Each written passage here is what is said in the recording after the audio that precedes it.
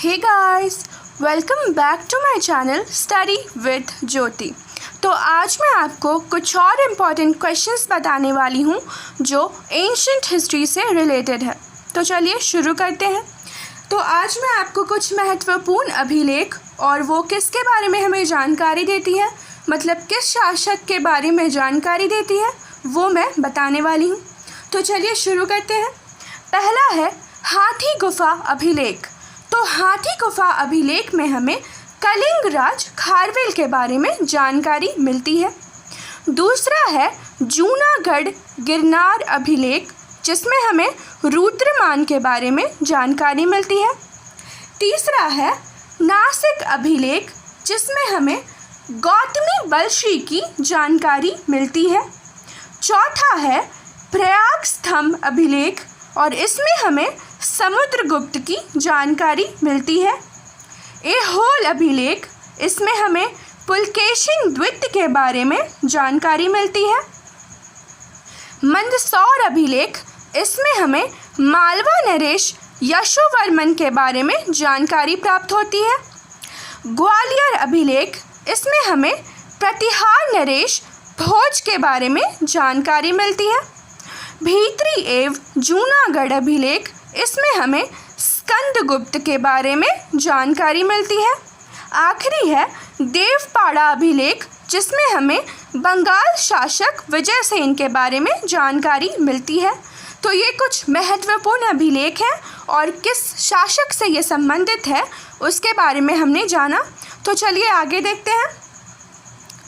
उत्तर भारत के मंदिरों की कला की शैली क्या कहलाती है? तो उत्तर भारत के मंदिरों की कला की शैली नागर शैली कहलाती है। दक्षिण भारत के मंदिरों की शैली क्या कहलाती है? तो दक्षिण भारत के मंदिरों की शैली द्रविड़ शैली कहलाती है। नागर और द्रविड़ शैली के सम्मिश्रण से कौन सी शैली बनी? तो नागर और द्रविड़ शैली के सम्मिश्रण से बेसर शैली बनी। अगर आपको इसके बारे में डिटेल में जानना है तो आप मेरे बाकी वीडियोस देख सकते हो, जिसमें मैंने डिटेल में इन सभी टॉपिक्स को अच्छे से एक्सप्लेन किया है। चलिए आगे देखते हैं। जब मुख्य मंदिर 4 सहायक मंदिरों से घिरा होता है तो क्या कहलाता है? तो अगर एक मुख्य मंदिर अगर 4 सहायक मंदिरों से घिरा हुआ होता है तो उसे पंचायतन शैली का कहा जाता है। भारत में आयुर्वेद से संबंधित 2 महत्वपूर्ण पुस्तकें कौन सी है? तो आयुर्वेद से संबंधित 2 महत्वपूर्ण पुस्तकें सुश्रुत संहिता और चरक संहिता है।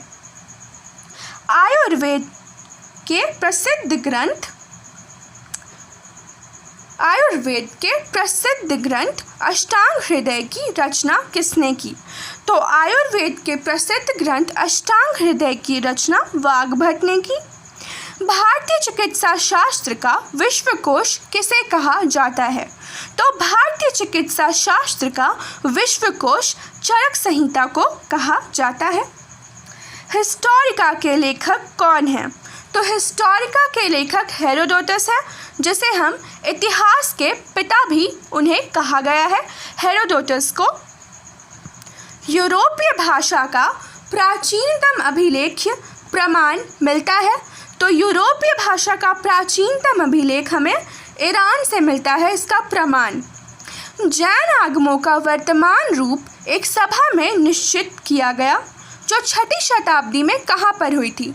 तो जैन आगमों ने एक सभा में निश्चित किया उनके वर्तमान रूप के बारे में। तो वो जगह कौन सी थी? तो वो वल्लभी थी। पतंजलि के महाभाष्य से ज्ञात होता है कि पुष्यमित्र शुंग ने अश्वमेघ यज्ञ किए थे। इसकी पुष्टि किस अभिलेख से होती है? तो इसकी पुष्टि वंशज जो पुष्यमित्र शुंग के वंशज थे धनदेव के अयोध्या अभिलेख से ये पता चलता है कि पुष्यमित्र शुंग ने अश्वमेघ यज्ञ किया था। तो आज के लिए इतना ही। अगर आपको मेरा वीडियो पसंद आया तो प्लीज़ उसे लाइक, शेयर एंड सब्सक्राइब करना बिल्कुल ना भूलें। और अगर आपको इस टॉपिक से रिलेटेड डिटेल में वीडियोस देखने हैं तो आप प्लेलिस्ट में जाकर इसी टॉपिक से रिलेटेड सारे डिटेल में वीडियोस देख सकते हो। और अगर आपको पसंद आए तो प्लीज़ उसे लाइक, शेयर एंड सब्सक्राइब करना बिल्कुल मत भूलिएगा। Thank you.